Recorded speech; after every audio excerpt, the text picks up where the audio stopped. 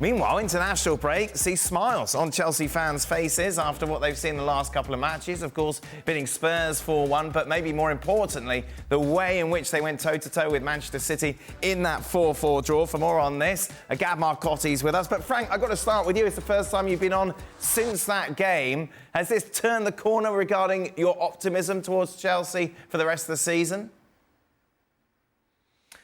I know I'm still hesitating to release myself from that wondering about Chelsea performances.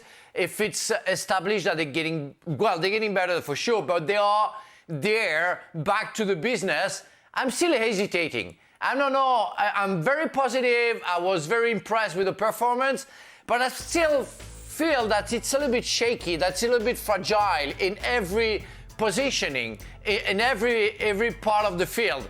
That I'm not sure that the players at front will confirm still, even if I wish at the best that they're going to do so. And I'm not sure at the back, they're going to do the job like they didn't do, in fact, against Man City because they conceded 4 goals. But I don't know, I'm still wondering. I was very surprised, I have to say, happily surprised that Chelsea drew and came back twice against City. That proved a lot that they want to fight. Well, sometimes we might have, at some point we'll have to talk about that penalty, because I want to see Cucurella against Haaland being so big and falling like he has a fly on his shoulder, and he falls and the ref gives him a penalty, but whatever. Chelsea is getting better, but I still want to see more to confirm the positivity that I see. Gab, is Todd Bowley's master plan finally coming to fruition? Stop it. He's had several master plans. This is the latest one. Oh. No, I think there's definitely positives you can take away. There's positives with individuals. Obviously, Cole Palmer. I've been hugely impressed by Raheem Sterling. Conor Gallagher's done what's been asked of him. Look, now if you do this is unfair because you put up a graphic with all the money that they've spent, and obviously it's going to take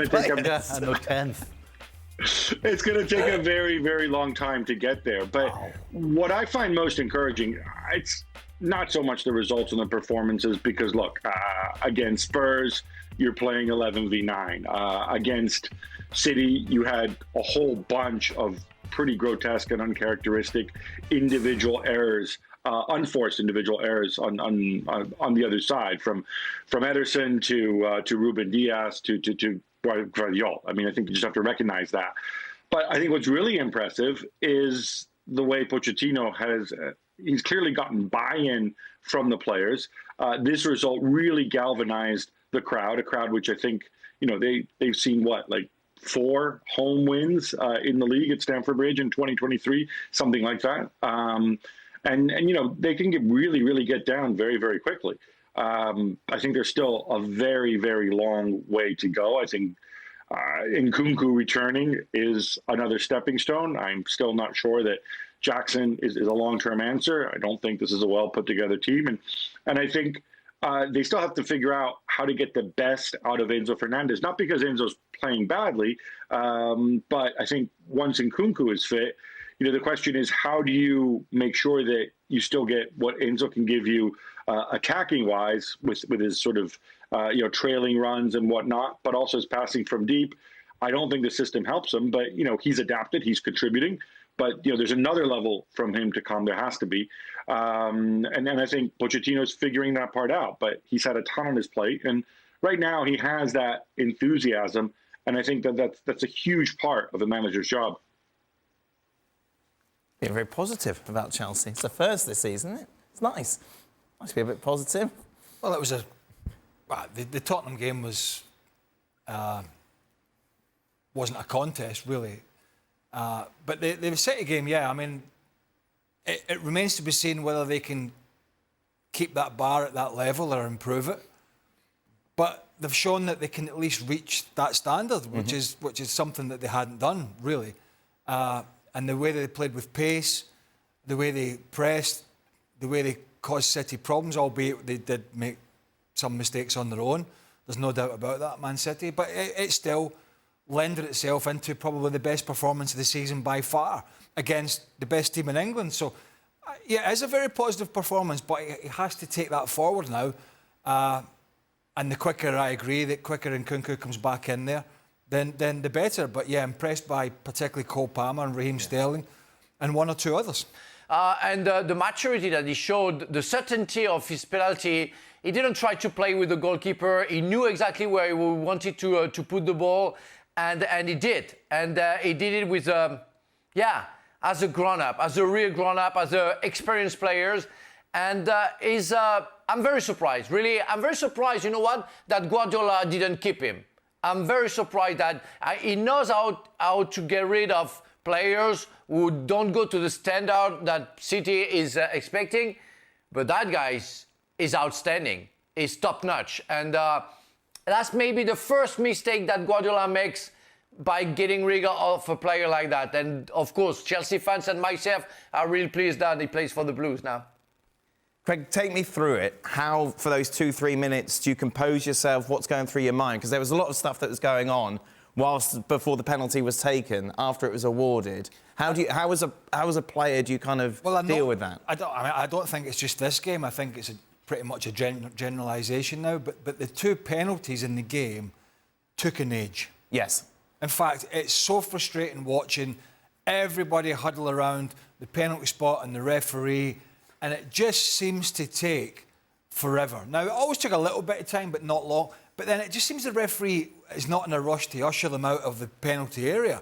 And so it is making it worse. I can't answer that question because I never took one in such a big game at his age. Right. You know, he's not a very... If you were given that responsibility at his age, how would you have coped? I don't think anybody would have given it to me. To be quite honest with you, there was a way more people in the pecking order than me. And when I was in my mid-20s, then yeah, I was taking that responsibility. But I think what's going through your head is right. You're now, the longer you stand there, the more you're second-guessing what the goalkeeper's going to do. Right. And then you're second-guessing your own decision. Because you get the penalty, you say, right, I'm going to do this. And then there's a kerfuffle, and it takes another 2 or 3 minutes, or whatever it is, and you start thinking, right, is that the right thing to do? Should I place it? Should I go down the middle? Should I go with pace? What way is he going to go? And the longer you're there, the more of that's going through your mind. Really? That ain't good. I was with Frank. I told you at the weekend. I was with Frank thinking he shouldn't take it. Yeah. And the reason I was thinking that was because I was actually listening to an old goalkeeper called Shea Given. Yes. Who, when Blackburn were playing Chelsea, when the two sides were at the top of the tree, and Frank Lampard had a penalty kick. City. Man City. I saw the piece. I was telling him the other day. And Shea Given's goalkeeper was Kevin Hitchcock. Yes. Who used to be at Chelsea. Right, and so he told them, he said, hey, under pressure, this is where Frank goes. And so, of course, Frank took the penalty and Shea Given saved it. And that's exactly what was going through my head when I saw Cole Palmer going to take the penalty kick. I'm thinking, you can't let this kid take it because Edson's got to know what he normally does. But listen, he ends up putting the ball in the net, but I certainly, if I'd been a coach, I would have tried to change it. Frank, just take us through those 2-3 minutes, the kerfuffle, as Craig so delightfully described it, as a penalty taker, how you deal with that. When I was young, you know, I remember having a discussion with Johan Niskanen saying that he was certain to choose, he was making sure to choose the right direction where he wanted to kick the ball, and then he was closing his eyes. But when I was young, I was sometimes second-guessing where I wanted to go, according to the position of the goalkeeper. But at the end of the day, say, well, you know, you have to stop wondering. You pick that side first. You go that side. You now stop thinking because otherwise your brain's gonna ask you to do something else. And you have to make sure that you choose the best side where you feel the more accurate on it, because he put it high in the net and they should have put it on the floor. But as long as the guy is successful, you cannot say anything and you can just say, well done, good thought, good choice, whatever. What a 24 hours. You scored the winning penalty, or the equalising penalty against your old side. Then you get called up to the England squad for the first time. We discussed this yesterday with the boys. I just wanted to ask the guys here as well. Frank, do I remember a story that you said when you first called up, your mum was crying, but not in a nice way? Yeah, because, I mean, the day before, Aimé Jacquet, the French coach, was told if a new player would come up, and he said no. And then when he put his list on TV, he put my name, and the journalist from L'Équipe was very upset about the decision. Jacquet told me after that, a long time after, that was why he got upset. And the guy made half of the page on L'Équipe, which was a big page at the time, to explain why I shouldn't be with the national team. He said I was 26 years old, that I was too old, that at least 6 players that he could name would be more capable of doing the job, where out of the 6, 5 were injured. And he started to explain why I shouldn't be with the national team. So when my mother read that, she started to cry. And Aimé Jacquet called me. I was on my way to go to Bastia in Corsica to play again with Strasbourg. And he said, you know, Frank, I'm going to explain to you one day what happened. So that's the reason he explained to me after that. And he said, I don't want you to react. I don't want you to say anything in newspapers about that, because otherwise you're not going to come back. And so I had to shut up for like 6 months before we got qualified. But it was hard. It was hard because you dream about that. You want to be with the national team.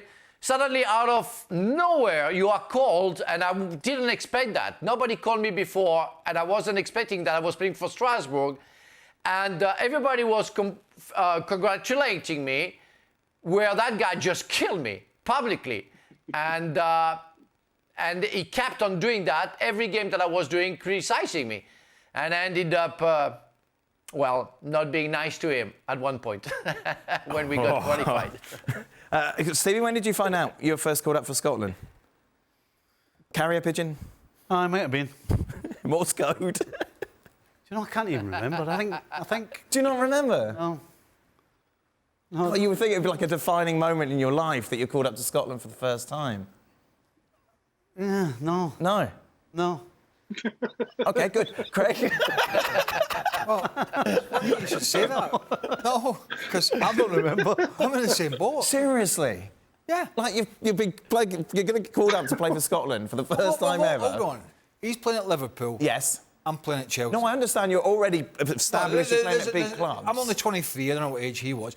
There's a chance it's going to happen, particularly when Scotland are going to play in what was called the Kirin Cup, exactly, in Japan, in a friendly. Yeah. So Craig Brown named a lot of the French players, left what you would call the regular international players out, for some younger guys like John Spencer, Paul Lambert, Scott Gemmell, myself, and others. So, as Billy McKinley said, who's now coaching at, where's Billy now? West Ham, Badger.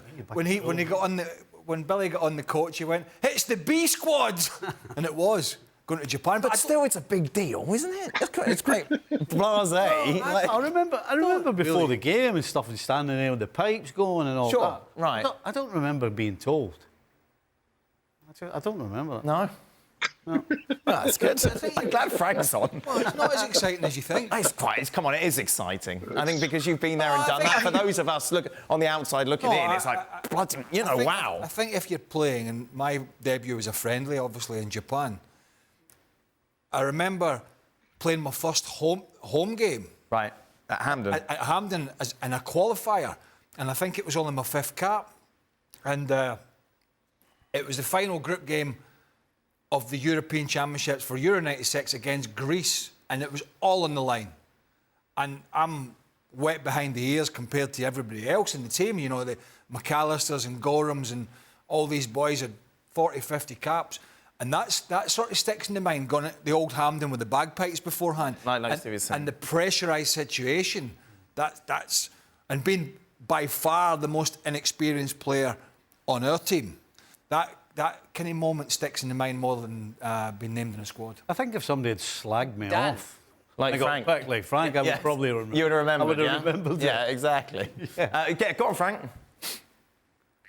You know what? The first game that I was called, when I was called, it was against Poland, and in fact, it was the last game of Eric Cantona. It was at the end of 94, I think, 94.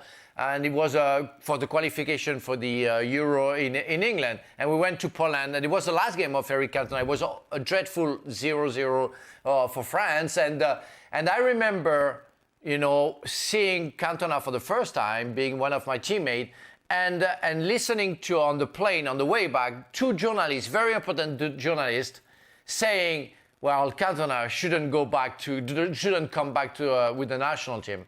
And he never came back. That was very strange. Yeah, very strange indeed. Well, anyway, he's a talented young boy. We know that anyway. So.